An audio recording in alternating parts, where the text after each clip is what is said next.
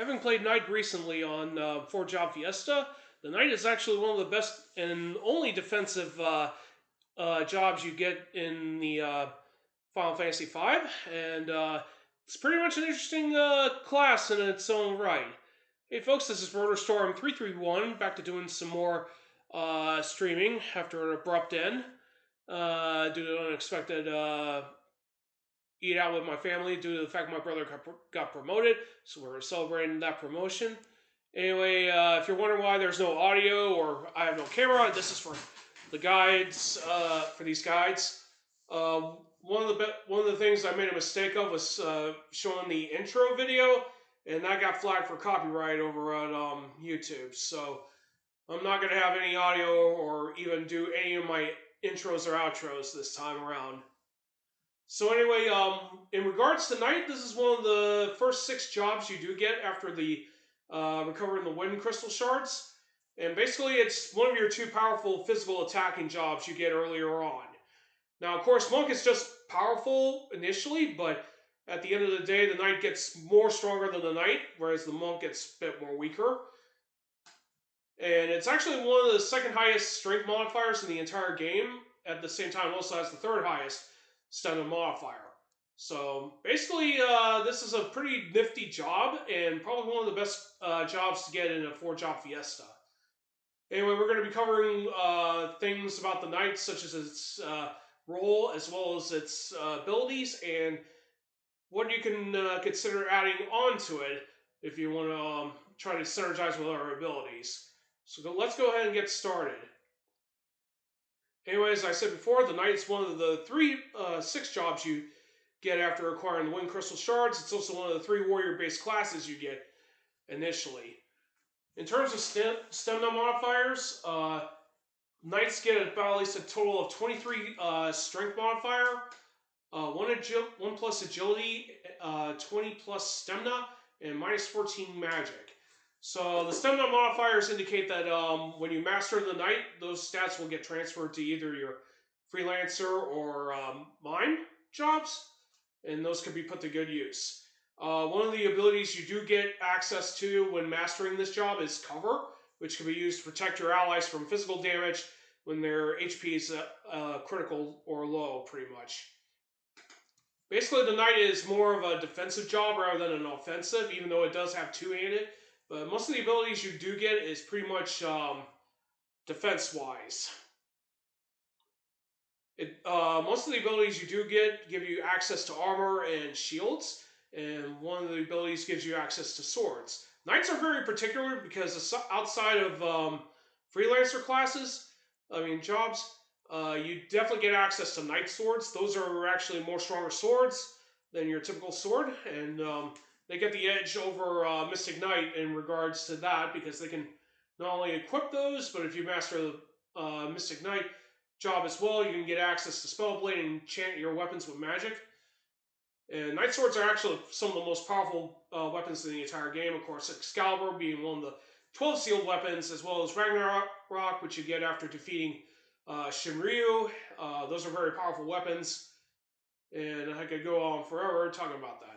But anyway, Knights are, in terms of defense-wise, you can't really do much about it because there's very few enemies. Well, there's tons of enemies earlier in the game that actually do a ton of physical attacks, but in terms of bosses, only 2 of them come to mind, being Gorilla from Whale's Tower and Gill Turtle in the Gill Cave in World 2. Technically, there might be some other foes in World 3 that you do need to have a guard cover combo, but you don't really need it for the most part. It's not really the Knight's not really an optional or must-have job to get through it, unless you need someone to specifically do defending. Which, unfortunately, given the fact that it was supposed to be a tank role, it's not a very good one since it doesn't really do a whole lot of defending or draw aggro, because then again, this was made in 1992. Stuff like that wasn't invented until like years after it. So anyway, we're going to go ahead and cover the abilities that players will get access to when they start leveling up. The Knight has about at least 6 levels, and each one gives you an ability once you accumulate the APB needed for it. The first one is cover. Cover is an ability that allows you to protect your allies and take physical damage in their place. So if you're familiar with Final Fantasy IV, Cecil had this ability when he became a paladin. In some ways, the knight is pretty much similar to the paladin from the previous game, but technically it doesn't have access to white magic unless you decide to give the knight white magic. But technically what you could do is basically use cover to protect your allies and basically keep them safe until they could be healed. Now, of course, this is an auto-initiate ability, so once you master Knight, you'll be able to transfer that ability over to the Freelancer or Mime class, and they'll be able to perform cover as well. The next, the level 2 ability that comes right after it is Guard. This allows the player character using that ability to protect themselves from all physical damage. So when you combine that with cover to protect critically low HP party members, that means not only will they block the attack, but they'll take no damage as well. Of course, this is actually a very dangerous strat in later games. I mean, later levels of Final Fantasy V, especially World 3, where by then most of the bosses are using mostly magic, and physical attacks are really a huge thing. There is some that will use physical attacks, but the vast majority of them will use magic. So this combo doesn't really help you out a whole lot in general. But it's good for early game and for Gura and Gil Turtle. My apologies if I'm not a very good speaker, but I will try to do the best I can. Level 3 is two-handed, and this basically lets you use certain weapons with both hands as opposed to having equipped to one hand. So basically when, assuming if you don't use a physical attacking job that's more stronger than a knight, like a monk or berserker, well technically, probably knight and monk would probably be more stronger, but a nifty thing is that a job that like ranger or ninja could probably, or one of the weaker jobs that could two-hand weapons can benefit greatly from two-handed. And basically what it does is it gives you roughly half of the knight's 23 strength. So you get 13 when you equip two-handed. So basically any character that can wield weapons two-handed can basically deal extra more damage, plus they get a little bonus of 13 extra points to go with it. Technically it's only usable with certain weapons. It's not for every weapon in the entire game, but it is good to bolster some damage, but it gets outpaced by dual wield in the end. Equip Shields is the level 4 ability that you get for the knight. Basically, when you master this ability and equip it to your one of your party members for a support ability, that means that job can equip shields, even if it's not loud. So if I wanted to have,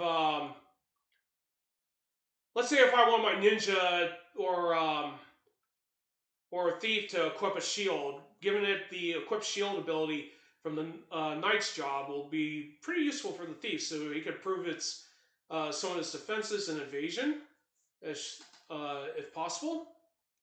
Technically, you can also give this to mages who don't really equip shields, with the sole exception of Blue Mage. And it's pretty good for those that do want some additional evasion for the most part, but you don't really need to give it to everyone, as some classes like Monk and Ninja kind of really want to have their hands open for weapons as opposed to shields. But it's good if you have jobs that have pretty poor defense and evasion overall. Equip Armor is the level 5 ability you get for knights, and basically what it does is it gives you the ability to equip any heavy armor that most jobs would not normally be able to equip. Technically, this would be good for mages if you want them to withstand more damage, or give it to warriors with light armor gear that gives them additional protection. It's not really necessary in general because you could probably do pretty much well without it. And finally, the level 6 ability for knights is equip swords. So in addition to equipping normal swords, this also gives any character with that ability equipped to them the ability to utilize knight swords, which are pretty OP, but you don't start getting those until like somewhere around World 2. But it's definitely needed if you want to give your Mystic Knights access to Knight Swords, but still want to keep the Spellblade ability applied to them. But technically, if you want to start wielding some of the more meaner swords that you get later on in the game, it's probably a good idea to give it to some of the other jobs that don't really use it for the most part. So that concludes pretty much the modifiers and the abilities. Technically, with the knight, you could definitely try combining white mage and black mage magic to it.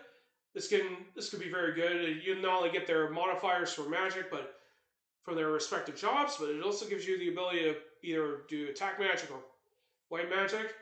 It's very hard to find jobs that would really work with Knight overall, or at least in terms of abilities. If you do want Spellblades, you should definitely master Mystic Knight and apply that to the Knight. That way he can not only wield, he or she can wield Knight Swords, but they'll be able to utilize Spellblades as well.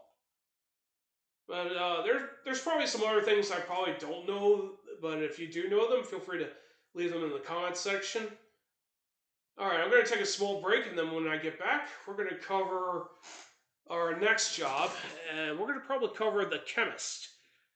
I won't go over the full list for Chemist, but it will be very much needed to go over this very useful job. And I'll be right back real quick. So I'm going to take a small break.